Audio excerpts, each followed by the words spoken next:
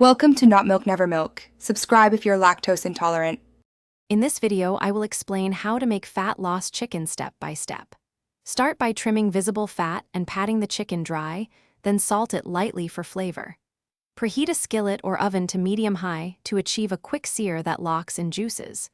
Use minimal oil spray, monitor internal temperature, and rest the meat before slicing to keep it tender and low in added fat.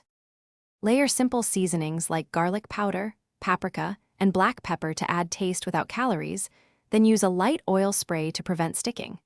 Sear the chicken over medium-high heat to build color, then finish gently so the interior stays moist. Aim for an internal temperature of 165 degrees F and let the chicken rest before slicing for optimal juiciness. This approach keeps the recipe flavorful, practical, and aligned with fat loss goals. Please subscribe and like if this video is helping you create better meals at home. Quick recommendation: the Owala water bottle is perfect for staying hydrated during workouts or long cooking sessions, and it fits most cup holders. Check the description for the product link and other deals so you can grab one easily. Your support lets me make more practical cooking videos and tips. Now let's get back to the video.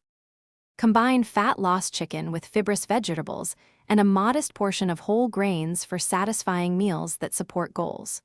Weigh portions to control calories and target 25 to 35 grams of protein per serving depending on your needs.